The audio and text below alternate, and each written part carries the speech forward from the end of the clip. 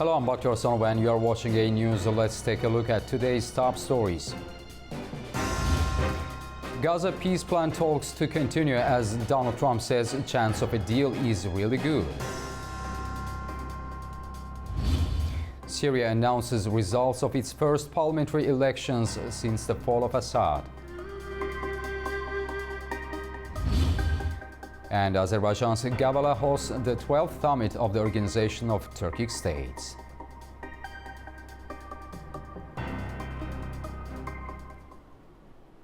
We start with our top story. Indirect talks toward a U.S.-brokered peace plan to end the war in Gaza are underway in Sharm el-Sheikh, Egypt. Israeli and Palestinian officials are holding separate meetings with Egyptian and Qatari mediators to discuss a potential hostage for prisoner exchange, a key first step in the proposed plan. Delegations from Israel and Hamas held their first day of indirect negotiations in Egypt on Monday on U.S. President Donald Trump's plan to halt the war in Gaza. The main contentious issues are the demands that Israel withdraw and that Hamas disarms. Both have endorsed the overall principles behind Trump's plan, under which fighting would cease, hostages go free, and aid pour into Gaza. And it has the backing of Arab and Western states. U.S. President Donald Trump told reporters that he sees a really good chance of making a deal. I think we've made tremendous progress. And yeah, the people of Israel want it to happen, but the people related to hostages, I mean, you see in Israel tens of thousands of people. They really want the hostages back, and they really want things to end. And I think Hamas now has been, all I can say is they've been fine. They've been fine. I hope it's going to continue that way. I think it will. I really think we're going to have a deal. We have a really good chance of making a deal, and it'll be a lasting deal. Hamas has expressed partial agreement, including releasing 48 hostages, of which only 20 are believed to be alive, and handing over Gaza's administration to a technocratic body, but has not agreed to disarmament or step aside from governance, key U.S. and Israeli demands. It also proposes an exchange for hundreds of Palestinian prisoners and full aid delivery into Gaza. International leaders, including the United Nations Secretary General, have welcomed the plan. Iran has also signaled support, while Israeli bombardments continue in Gaza, leaving residents displaced and aid access restricted. The talks coincide with the second anniversary of the Hamas attack on southern Israel, which killed about 1,200 people and left 251 hostages. Since then, Israeli military operations in Gaza have killed more than 67,000 people, including 18,000 children, according to Gaza health authorities. Officials say the initial focus is hostage release, a step that could determine whether the path to ending the conflict becomes viable in the coming days.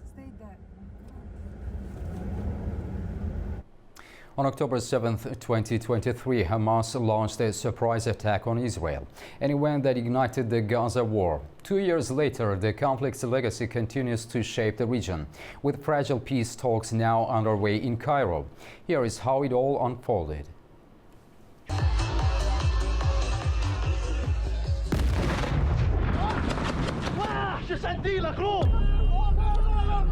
On the 7th of October 2023, thousands of people were celebrating at a music festival near Israel's border with Gaza when sirens rang out.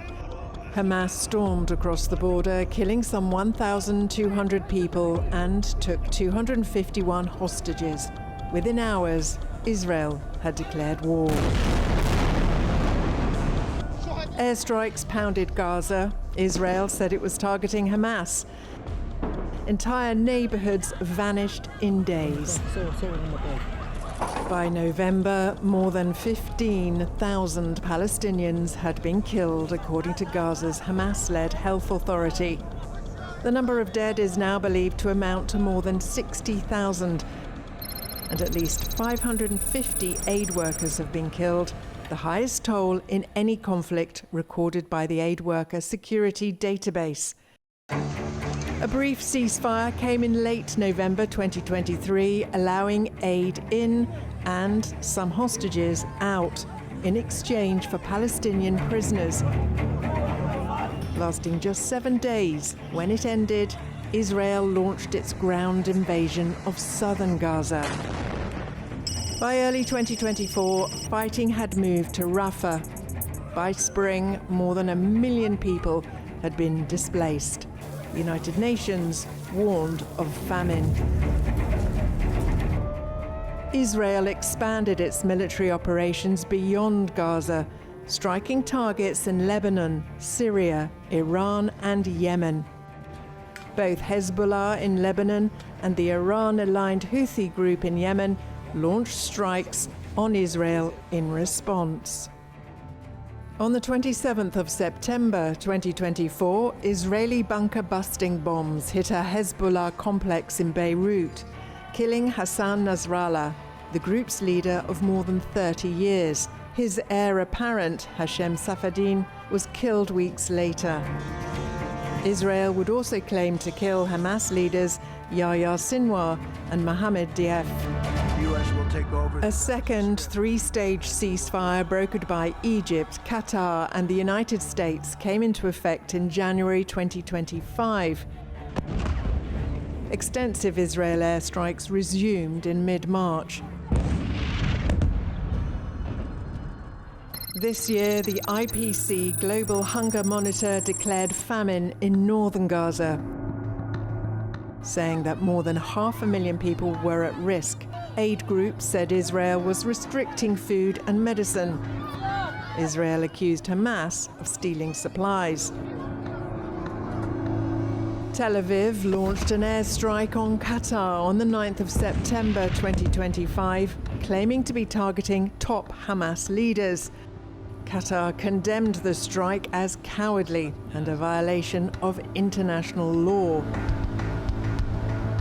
Less than 2 weeks later, the UK, France and Canada were among countries to formally recognise a Palestinian state.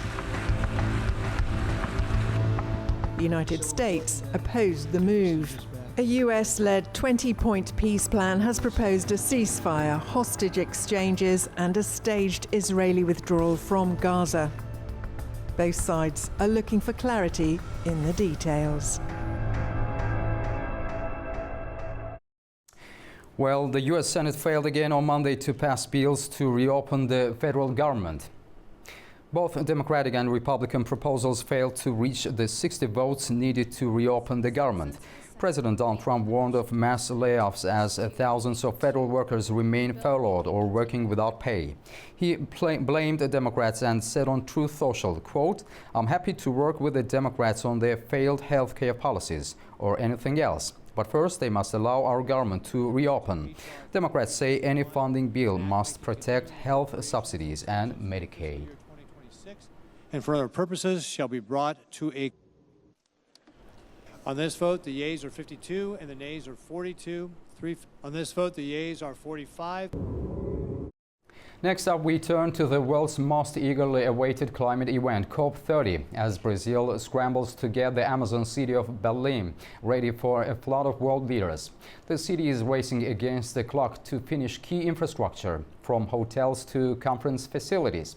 Officials insist most projects are on track, but delegates are already feeling the squeeze on accommodation and rising costs. Just 1 month ahead of the United Nations Climate Summit COP30, Brazil is racing to get the Amazon city of Belém ready to welcome some 45,000 delegates. Heads of state will begin arriving soon, but the infrastructure meant to host them is far from complete. The Leaders Village, a cluster of low-rise buildings for visiting presidents, still has unfinished sections. A nearby 3-story building is only partially built, though its helipad will be ready for conference use. The para-state government says more than 30 public works for conference, including roads, parks, drainage channels and tourist sites. Construction is still ongoing on a pier for cruise ships and a terminal for floating hotels, meant to open in July, but only 79% complete. With hotel rooms scarce, delegates are having to get creative, with prices soaring beyond previous conferences. During a visit to Belém last week, President Luiz Inácio Lula da Silva downplayed worries over the preparations and sought to boost morale, calling the summit a COP of truth, not luxury, that would highlight the Amazon and Para. The 2025 Nobel Prize in Physics has been awarded to John Clark, Michel Devort, and John Martinez for the discovery of macroscopic quantum mechanical tunneling and energy quantization in electric circuit. The announcement came from the Royal Swedish Academy of Sciences in Stockholm on Tuesday. Their research has paved the way for advances in quantum computing and superconducting circuits. The three laureates from the University of California and Yale University will share the 11 million Swedish kronor prize, about $1 million US. The Nobel Prize in Physics is awarded annually since 1901 for groundbreaking contributions that advance our understanding of the physical world.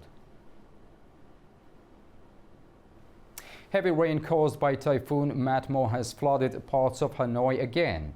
Roads turned into rivers with cars and motorbikes stuck and people forced to walk through deep water. Some schools in the city closed or moved online, and flights at Noi Bai Airport were delayed. The rain has hit hardest in central districts where drains couldn't keep up. More storms are on the way, with weather officials warning of continued rain, floods, and up to 3 more storm systems expected before the end of the year.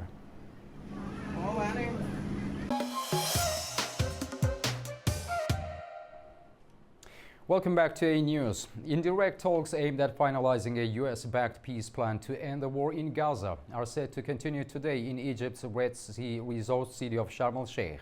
The negotiations come as mediators from Egypt and Qatar hold separate meetings with Israel and Hamas delegations in an effort to bridge remaining gaps. US President Donald Trump has expressed optimism, saying there is a really good chance of reaching a lasting deal. But major sticking points remain, particularly Hamas's refusal to disarm and its uncertain role in Gaza's future governance. Today's talks coincide with the second anniversary of Hamas's October 7th attack on southern Israel, a day that reshaped regional dynamics and continues to influence the course of this conflict. To help us unpack the significance of these developments and what might emerge from the negotiations, we are joined by Andrei Schwarz, geopolitical analyst with the World Jewish Congress, who joins us live from Sofia, Bulgaria. Mr. Schwarz, welcome to the program, and thank you very much for joining us. Thank you so much for inviting me.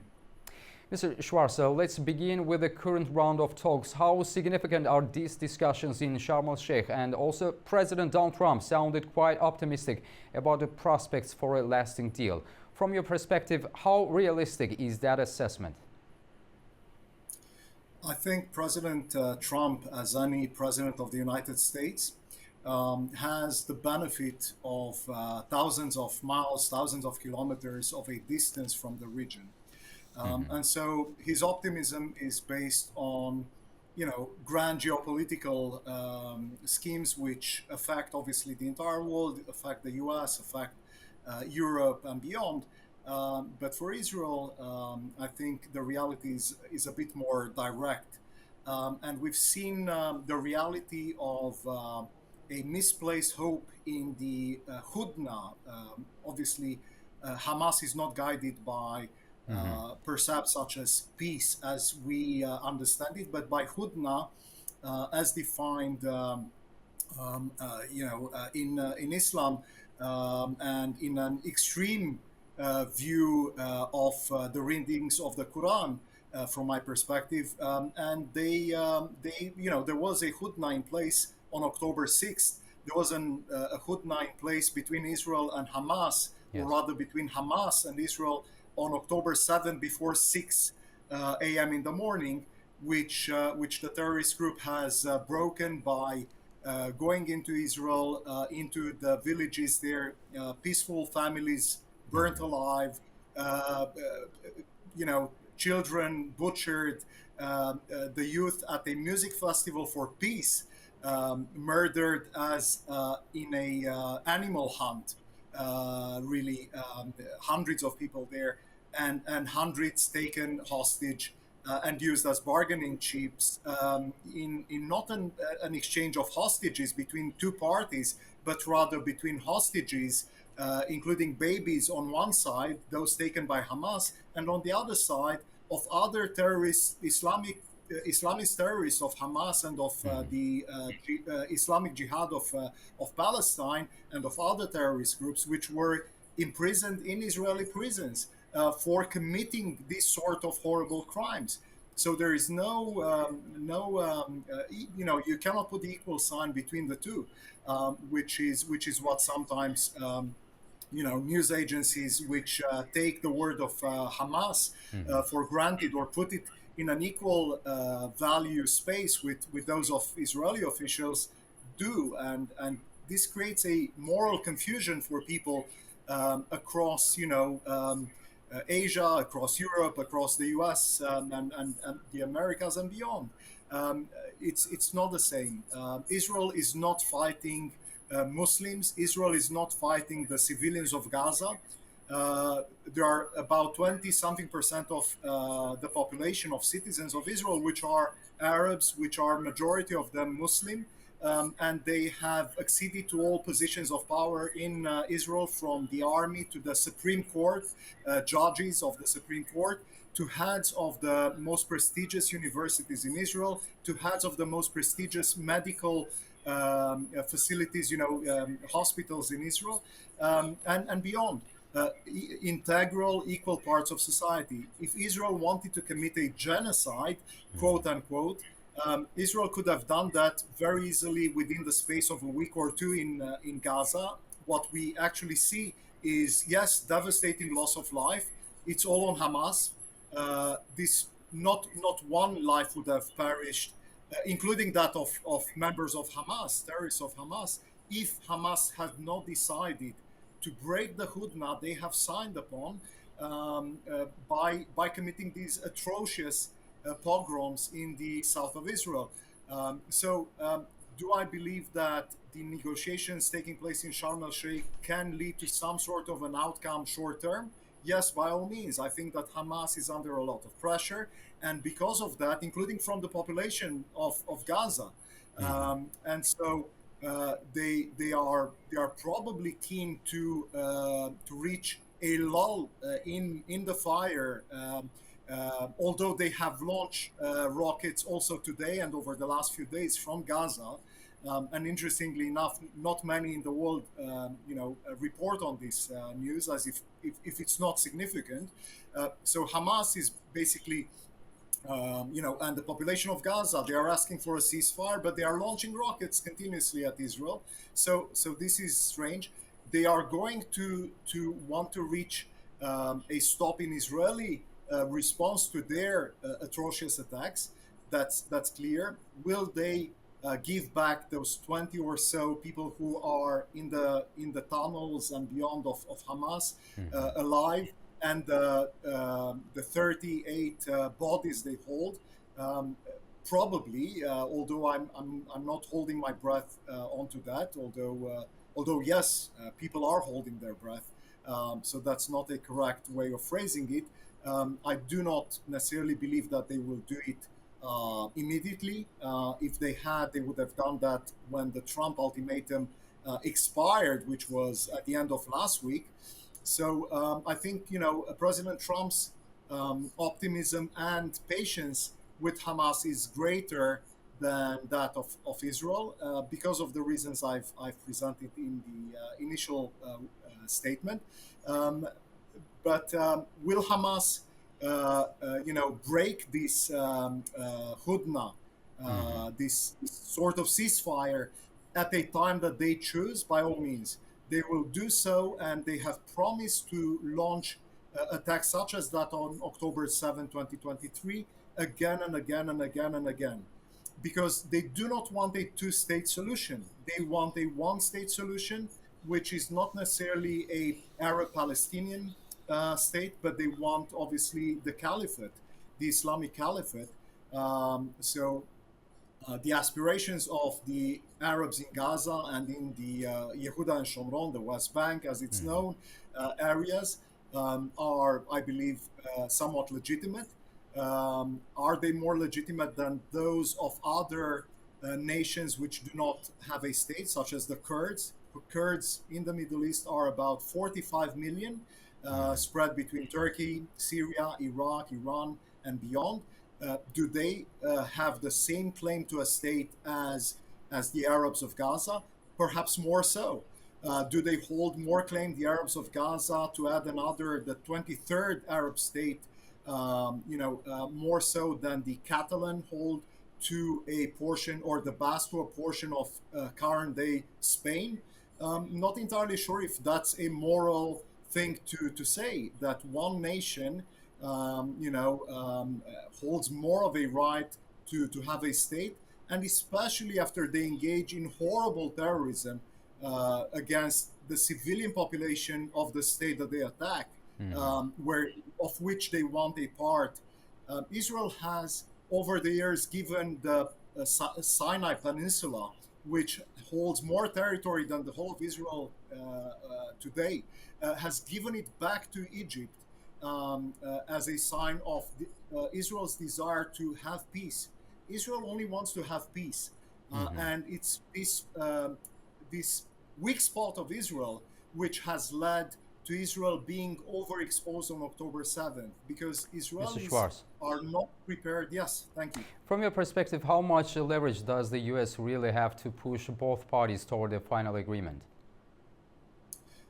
As long as the United States does not leverage its pull factor on Qatar, as long as the United States does not leverage its massive, overwhelming firepower to impress upon Iran's fanatical leaders that they need to step off, because they've encouraged Hamas and the Islamic Jihad of Palestine to launch these attacks. They've encouraged Hezbollah, and in your initial reporting, I think there was something that I wanted to correct, at least one element.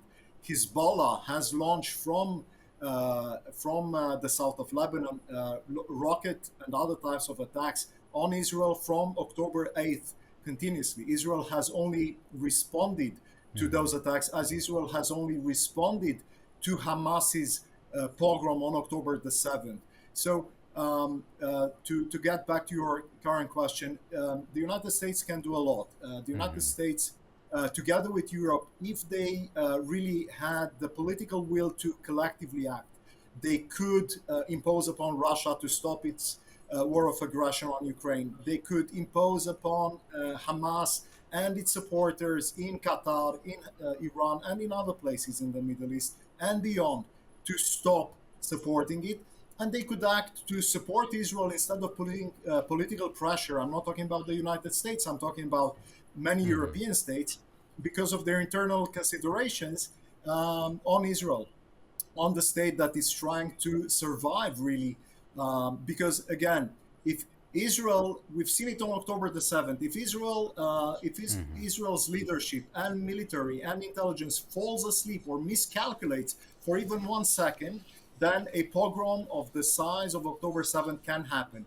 If there was no army in Israel, not only 1,200 people would have been slaughtered on that day, but the entirety of its population would have been slaughtered over the course of weeks by invading civilians and armies and terrorists out of not only Gaza. Let's be very honest. I think that even from countries which signed agreements with Israel over the decades would have entered Israel to slaughter individuals there, whether that's Jews primarily, but also Arabs, Druze, and others.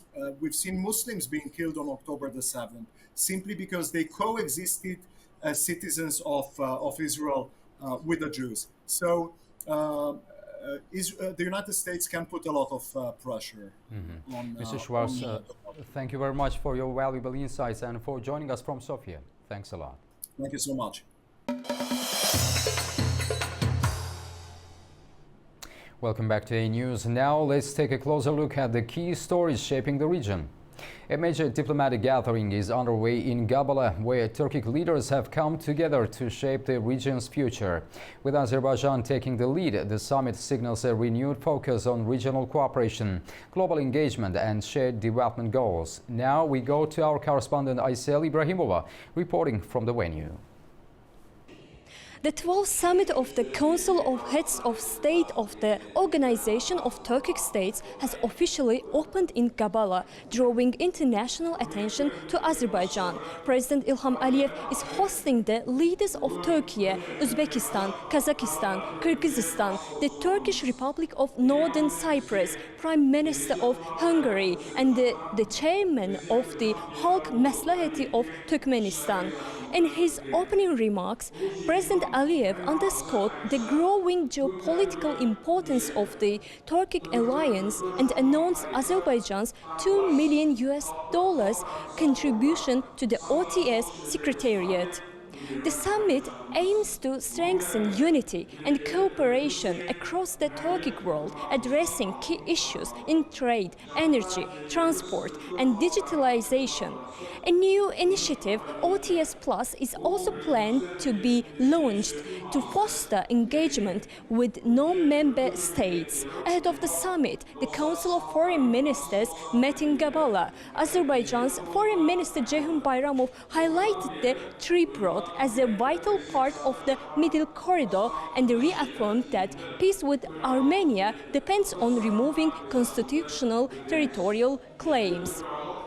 As Azerbaijan takes over the OTS chairmanship from Kyrgyzstan, the summit marks a new chapter of partnership and progress for the Turkic world. I am Aysel Ibrahimova with Elbrus Musayev reporting from Gabala. Now, Syria has announced preliminary results from an indirect vote to form a new parliament, with concerns over a lack of diversity. The election process is a key step in the country's transition following the ousting of former President Bashar al-Assad last December. Election officials acknowledge a low success rate for women and religious minorities in Syria's preliminary results of its indirect vote for the first parliament since Bashar al-Assad's historic toppling last year. Around 6,000 members of regional electoral colleges cast ballots for candidates from pre-approved lists, a process designed to fill nearly two-thirds of the 210-seat People's Assembly. The remaining third will be appointed later by interim President Ahmed al-Sharaa. But many Syrians and observers warn that suspending elections in parts of the country outside government control risked leaving key communities without representation. We were keen to form the electoral committees to take into account the form of Syrian society. This means that we must be realistic that there is a diverse form of Syrian society, and this diversity is positive. We took into account in the electoral bodies that the form of the electoral bodies be similar to the form of Syrian society to ensure that they are actually capable of representation. But the electoral process is the outcome of the elections. Even if direct elections were held, we might have faced similar results. These are the results because this is the Syrian reality, perhaps. According to Reuters, 6 women were elected to the new parliament, 4 of them from religious minorities, including a Christian, an Ismaili Muslim, and 2 Alawites. وأيضا حرصنا على أن يكون نسبة المرأة في الهيئات الناخبة تتجاوز في بعض الأماكن 30%. We also ensured that the percentage of women in electoral committees exceeded 30% in some places, but it appears that the electoral process produced these results. We've tried hard to support women's presence in parliament through awareness campaigns, but we haven't succeeded. Perhaps this is the Syrian reality. In the next phase, there must be greater awareness raising across Syrian society. Authorities say they chose an indirect voting system because the country still lacks reliable population data after years of war that killed hundreds of thousands and displaced millions. For security reasons, voting was postponed in several regions, including Kurdish-held areas in the north and the Druze majority province of Sweden, leaving 21 seats vacant. It remains unclear when those votes will be held. The Syrian army and the Kurdish-led Syrian Democratic Forces, the SDF, have reached a fragile ceasefire following fierce overnight clashes in several Aleppo districts. Residents reported intense gunfire and explosions in the Sheikh Maqsoud and Ashrafieh districts. Authorities say 2 people were killed and 26 others were injured. The SDF, however, denied involvement, calling the reports provocative. Syrian media described the clashes as the most intense since the March agreement aimed at integrating Kurdish forces into state institutions after 14 years of war. President of Azerbaijan Ilham Aliyev met with Hungarian Prime Minister Viktor Orban in Gabala on Monday. The leaders discussed the development of Azerbaijani-Hungarian relations and exchanged views on expanding partnerships in energy, investment, agriculture and tourism. The role of Hungarian companies in rebuilding Sultanli village in the Gabala district was also highlighted. Now from Gabala, AnewZ spoke with Turkish Foreign Minister Hakan Fidan about regional cooperation and security as the summit gets underway. His remarks focused on promoting stability through conflict resolution, equal economic cooperation and sustainable partnerships. Bizim biliyorsunuz dış politikamızın şu anda temel ayağını oluşturan husus bölgemizde. As you know, the main pillar of our current foreign policy is to establish stability in our region. There are several conditions for achieving stability. First, to calm or end wars and conflicts as much as possible. Second, to develop economic cooperation on an equal basis so that everyone can share in prosperity. Third, to institutionalize relations and regional structures, to make them more sustainable. It is with this perspective that we are working in our region. You can see this approach both in our relations with the Turkic world and in the regional initiatives we carry out together. Look at the Middle East, the Caucasus, the Balkans, the Mediterranean and the Black Sea. The foreign policy vision set out by our president and the efforts led by Turkey all move in this direction. Therefore, we use Turkey's regional strength, prestige and leadership to bring stability to the region. Unfortunately, in previous periods, the dominant perception of international relations was either competition, submission, or domination. Now we have moved beyond that, embracing a foreign policy based on cooperation, stability, and a more humane and moral approach that benefits everyone. And we continue on this path. Moving to Central Asia, Uzbekistan is expanding its cooperation with American companies within the energy sector. Several major agreements have been signed in recent days, including projects in oil distribution, biofuel production and modernization of gas infrastructure. Sevil Rajapova reports from Tashkent. American energy company Gulf Oil will build up to 100 gas stations across Uzbekistan under a $100 million memorandum signed with Uzbekneftgaz. Fuel will be purchased with the stock exchange or imported independently with no special supply privileges from the state company. The network is expected to increase competition and improve service quality in the retail fuel market. In addition, Allied Biofuels will invest about $5.9 billion in constructing a large biorefinery in the south of the country, in the Khorzim region. The facility will produce sustainable aviation fuel, electrosynthetic fuels, and green diesel using renewable energy sources. The project is designed to generate around 282,000 tons of aviation fuel annually and will be the first one of its kind in Central Asia. During President Shavkat Mirziyoyev's visit to New York for the anniversary session of the United Nations General Assembly at the end of September, Uzbekistan and the US also agreed on projects worth between $3 and $4 billion. The deal focuses on modernization of the gas transportation network and the introduction of advanced technologies in production and infrastructure. The cooperation includes the electrification and renewal of gas compressor stations, as well as border modernization efforts. Companies such as Air Products, Schlumberger, and Baker Hughes are expected to participate, while the U.S. Export-Import Bank may provide financing worth $852 million, according to reports. Uzbekistan says these projects reflect the country's strategy to diversify its energy market, attract foreign investment, and develop both traditional and green energy sectors. It is Sevil Rajapova reporting from Tashkent, Uzbekistan, AnewZ. In regional developments, Afghanistan's economic and diplomatic engagements continue to expand as Kabul strengthens ties with neighboring and regional partners. Our correspondent Tamim Bahi says more.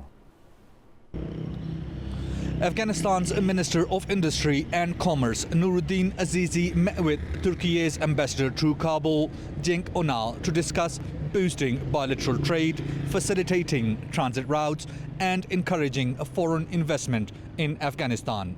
During the meeting, Ambassador Onal extended an official invitation for Minister Azizi to attend the 5th meeting of Trade Ministers of Economic Cooperation Organization, or ECO, set to take place in Istanbul from November 24th to 26th this year.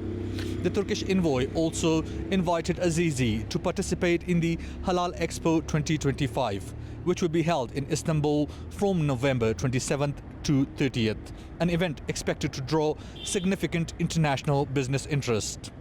These developments follow Afghanistan's recent participation in the 17th ECO summit in Azerbaijan, where Deputy Prime Minister Abdul Ghani Brother represented the country.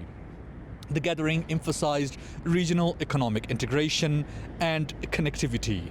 With growing participation in regional forums and talks on key infrastructure projects, Afghanistan appears eager to strengthen its role in the region's economic landscape. Tamim Bahis in Kabul, AnewZ. Now we'll take a closer look at the key initiatives and strategic projects being discussed at the summit of the Organization of Turkic States in Gabala, including efforts to boost regional trade, deepen political cooperation, and promote cultural exchange among Turkic nations. Again, we turn our attention to Gabala, where the summit of the Organization of Turkic States is underway, marking the start of a new phase in solidarity, integration, and strategic cooperation across the Turkic world. Held under the theme Regional Peace and Security, this year's summit goes beyond diplomacy, symbolizing the political, economic, and cultural revival of the Turkic civilization in the 21st century. Leaders are expected to discuss strengthening unity among Turkic nations, expanding the Middle Corridor trade route, and include introducing a new OTS Plus cooperation format that would open the door to broader partnerships with countries beyond the organization. To help us understand the significance of this meeting and its broader regional implications, we are joined from Baku by Associate Professor Orkan Valiyev, Head of Department at Khazar University. Professor Orkan, welcome to the program. Well, hello. Thanks for the invitation. Professor Valiyev, how would you characterize the overall significance of this year's OTS summit being hosted in Gabala? It was another historic the meeting, the summit within the framework of the OTS. The 12th the summit, which is hosting by Azerbaijan in Gabala, and also the President Aliyev made a historic and strategic the speech at the opening ceremony. So we have some the special notes from his speech that will be the key. The key elements of the OTS in the coming year, in 2026, and maybe for the further developments. So first of all, as we know, the main theme of the summit has been made, and the security and peace in the region. And regarding this, the issue, the President Aliyev started with the issue that the OTS countries or states, the member states, and including observer states, should prioritize the security, and we need to enhance the alliance in terms of the military exercises specifically. He mentioned that paid the special attention to the military alliance between Turkey and Azerbaijan. He mentioned that Azerbaijan and Turkey they organized 25 the military exercises within that year. So, and also added that offered that actually the Turkic the countries, the member states of the OTS should organize the military exercises exercise in 2026 and justified that we are being experienced global uncertainty in politics. So in that case, in order to establish the security and guarantee the peace in terms of energy, in terms of the connectivity and so on, we have to have the security, the military alliance. So and the military exercises will be the key, the starting point in terms of this issue. Another the part he mentioned the strategic importance of a Washington Declaration. He explained that the signing of the declaration in Washington by the President of Azerbaijan and Prime Minister of Armenia, and also added that the Washington Declaration will make the South Caucasus peace center, so which will be the key issue in order to start some new developments in terms of economy, energy, and so on. Added that Zangezur corridor, establishment of Zangezur corridor will be another the part of this the process within the framework of Washington Declaration. So he added and explained that we have the potential. I mean, the Turkic countries has potential, and they paid the special the attention to the establishment of Alat, the port, and also the cargo companies. So a strategic airport that has been established over the years. So and overall, we understood that is from the President Aliyev's perspective, analyzed the enhancing of the military alliance will be the key element, the key strategic issue in order to make it guarantee. The cooperation among the Turkic countries, and also bring the peace and security and the peace in the entire region, and also. He added that the 2026 will be the cemetery of the great the Turkology Congress, and over that it will be arranged the new the organization within that the cemetery of the great Turkology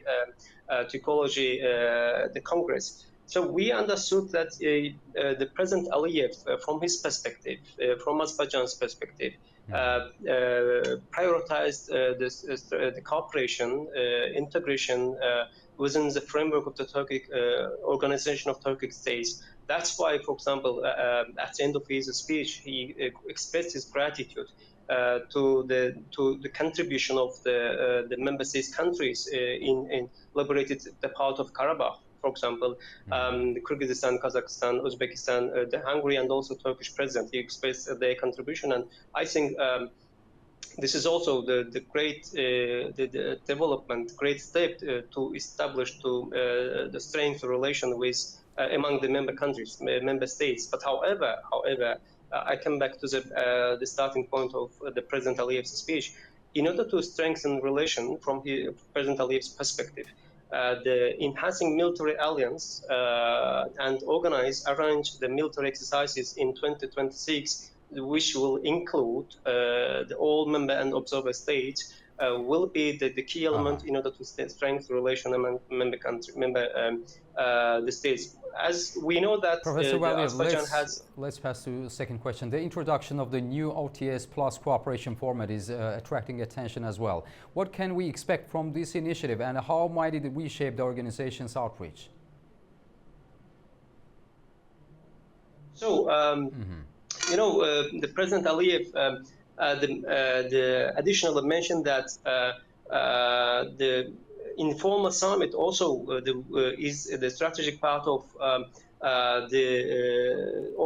within the framework of OTS, the organization of the Turkic states. So, and also added that it initially started in Shusha and continued in the Budapest, Hungary. So, which is quite enough that has strategic importance, because the Turkic states, member states, and including observer states need to we need to have some the network, establish their networks, and to organize meetings within the frame of the high leadership and the foreign ministers and the different kinds of the meetings in order to the strengthen relation among the member and observer the state of the organization. So in that case, I think yes, from the Azerbaijan's and Turkey's perspective, because as you know, Azerbaijan and Turkey are the pioneering country, the states of the organization that promoted establishment and development of the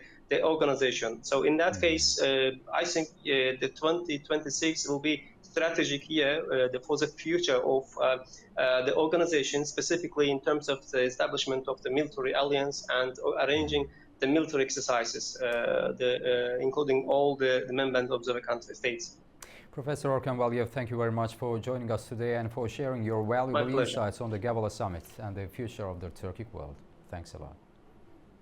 You're up to date with world news for the hour. Thank you for watching and stay tuned to AnewZ.